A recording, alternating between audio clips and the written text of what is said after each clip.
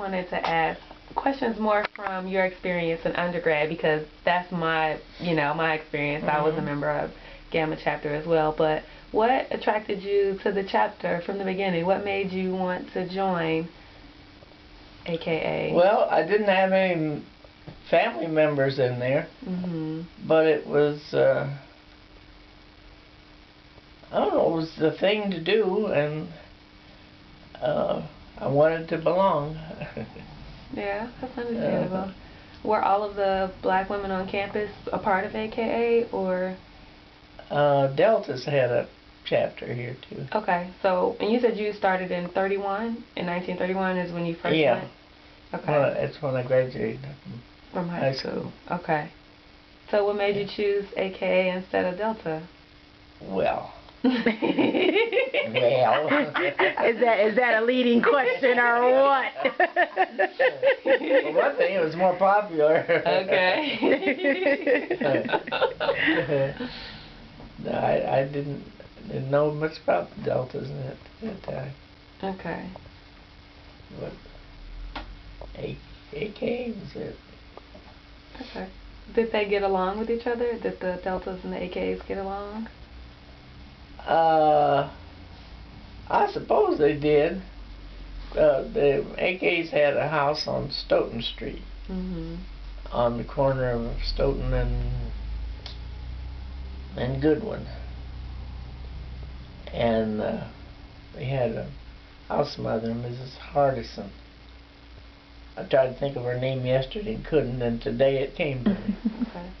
And they had my mother was one of the members of the patroness board, they called it, and there were several other people in town that I don't know what you'd call them. They were just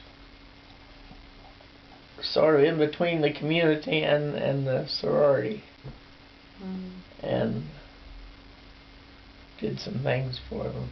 They bought furniture and things like that. Helped them. And did you move into the house? Did you live in the house, No. or did you always live at home? No, at that time, no, I still lived at home. Okay.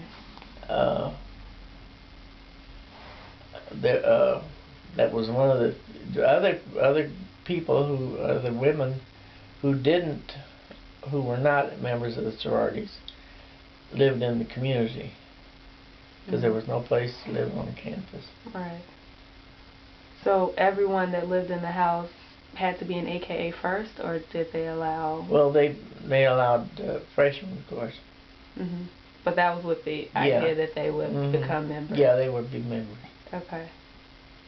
So was it pretty much open for any of the black women who wanted to join, or were they still really particular about who they allowed? They were particular about who they invited. Okay. Yeah. You had to be specially invited to? Yes. Okay. Okay. So did you ever spend time over at the house? What was that like? Yeah, we had to. Then of course it was a place to stop off, if you wanted to spend some extra time. Then they had parties. Of course. Yeah. And the Kappas weren't too far away. Okay. I love this laugh.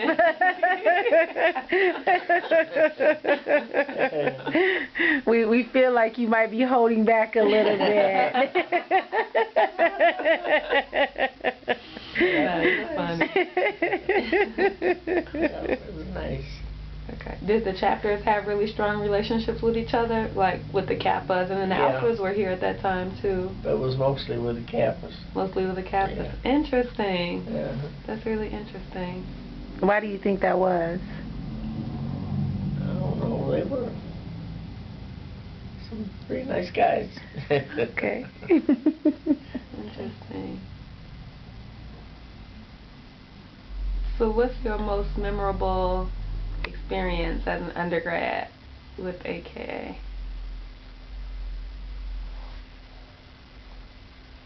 Oh, Let me see. Well, if there are many, you can tell us about all of them. Yes, yes. Well, the initiation, I think, was the thing that really got to me. How so? Well, it wasn't anything like I would expected, I guess. I didn't think it would be the way it was. Well, what did you expect? What was it? I just... they sent us out to find a bunch of things in different places. And that's how we got lost and stayed too long, and they got upset about it.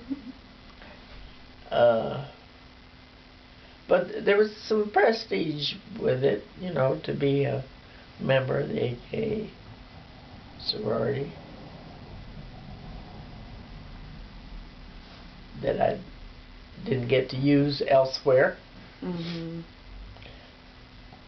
because I stayed right here in Champaign.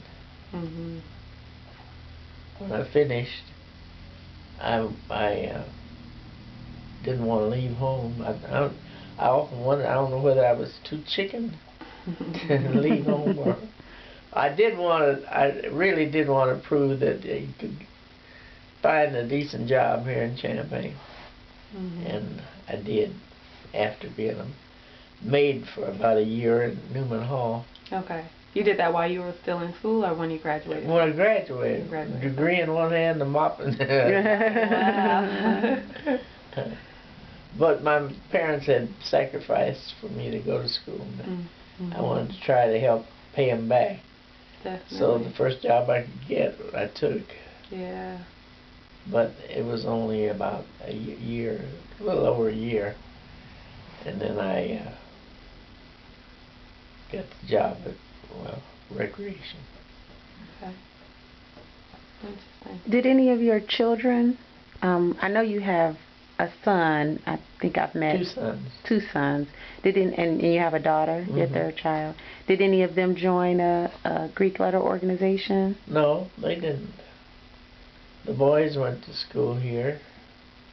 My daughter went to Howard. Really? And she wasn't interested in joining? No, she didn't. She went here, and then she also went to Howard. Okay. But she didn't. I didn't insist, and she didn't.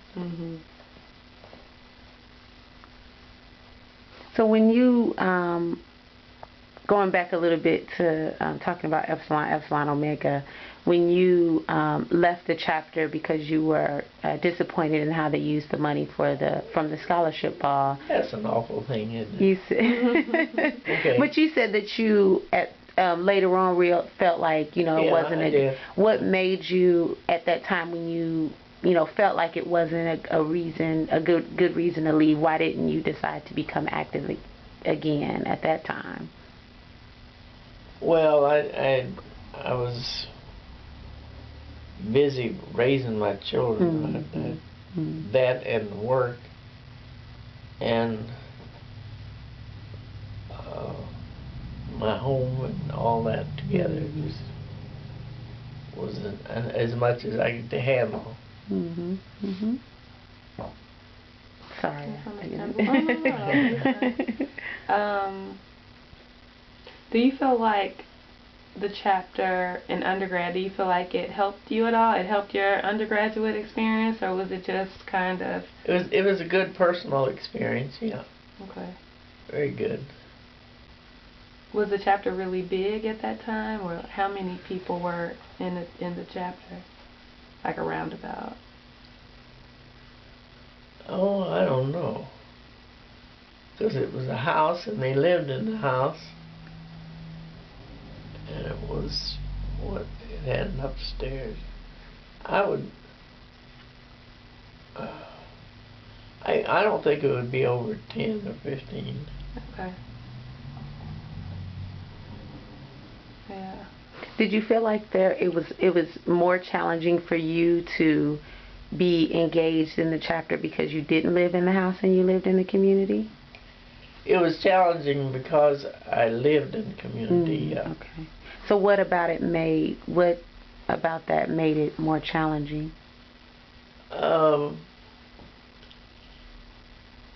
like I said, the problems you have when you're entrenched in the community, that you're in the churches, you're in all activities in the community, and then you decide, then you get to where you go into the University of Illinois, and you're leaving behind people who are your friends, and they don't quite see you the same way. You're the same, but they don't see you the same way. Okay.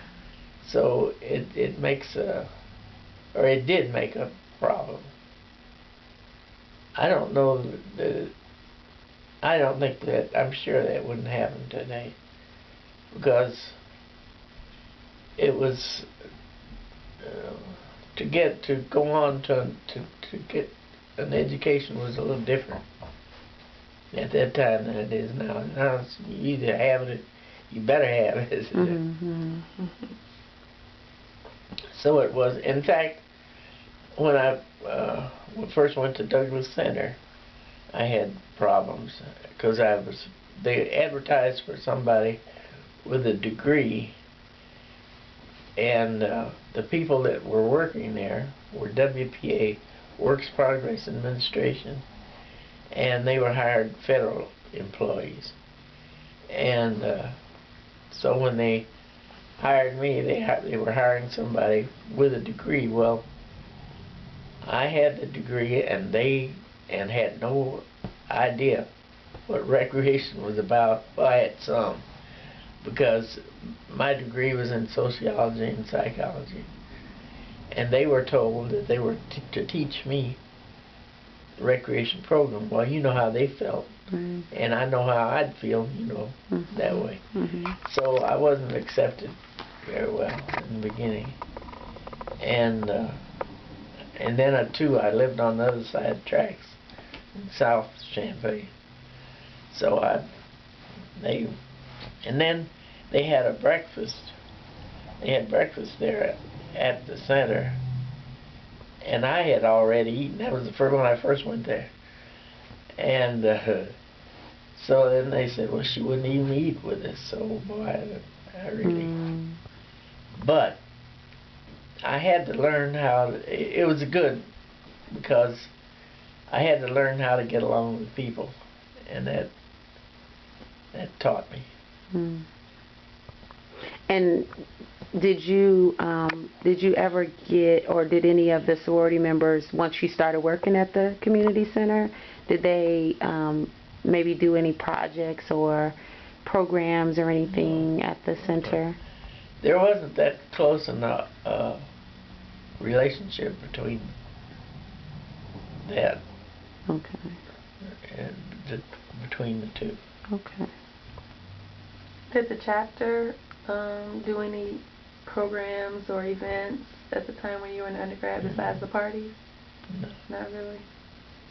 So So you were just party. Were you in projects on campus? Or did they do anything on campus? Or what were not like activities? They do now. No, yeah. not at all like it. Did they have any activities? Like, did they do anything? I don't remember any. No. Okay. They may have had that I've forgotten, but we just weren't. We weren't accepted then the way we are now. The sorority on campus, you weren't accepted? Anybody, black people. Wow. Oh, okay. That's right. Okay, that makes sense. Okay. So part of it might have been you weren't even allowed to do any. Gotcha. Okay, that makes sense. Yeah. Okay. Oh, okay. Interesting. So, do you remember the other ladies that you were initiated with? And how many of you all it was initiated? There were, I think, 4 or 5 of us. Okay.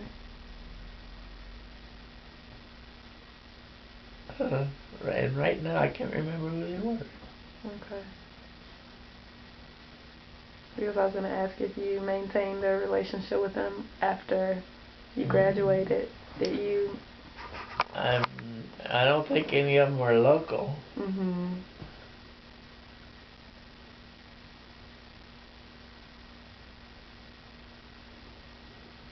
No, I don't remember who. Mm-hmm. Do you remember anybody from the chapter, or did you get to meet the charter members of Gamma chapter, or any of the earlier members of the chapter? I was right then trying to think of one that was from Chicago. She was a boyish type.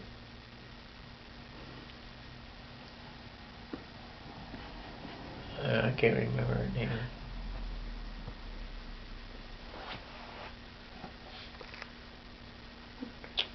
So what was it like just being in school in general? What was your experience like in your classrooms and with your professors, and how did you feel just being a student, being a black female student at that time when you said like blacks in general weren't even accepted? I know it must have probably been harder for women. Well, I had one very embarrassing experience there, and that was in an English literature class.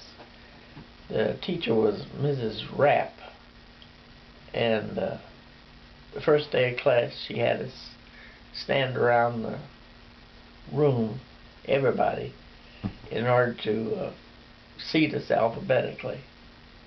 And there was another black girl in the class, and her name began with B, and mine with S. Yeah, her last name began with B, and mine was S. So when she got to the B's, she passed over her. When she got to the S's, she passed over me. And she left us, she got everybody seated, and she called her name and then mine. Wow. So that meant that we were left standing there, embarrassed. People turned around looking at us. So I went home and told my dad about it. My dad was mail carrier at the university, and he spoke to Mr. Lee, who you may have heard of. Albert Lee, yeah. And he was in the president's office, and he called in, he talked to the president. The president called in the head of the department, English department, and he called the teacher in. And then, of course, she called us and had us stay after class. And she tried to explain that she thought we wanted to sit together. Well, nobody else was given that opportunity. So that, to me, that was one of my experiences with a teacher. But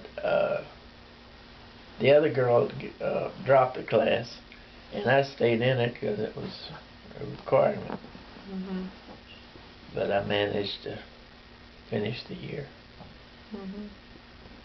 So after that experience, did she treat you differently throughout the remainder of the semester? Do you feel like you were able to get the grade that you earned? I got a C, and I would be at that time. It's probably what I deserved. I don't know. But they had black B's and C's.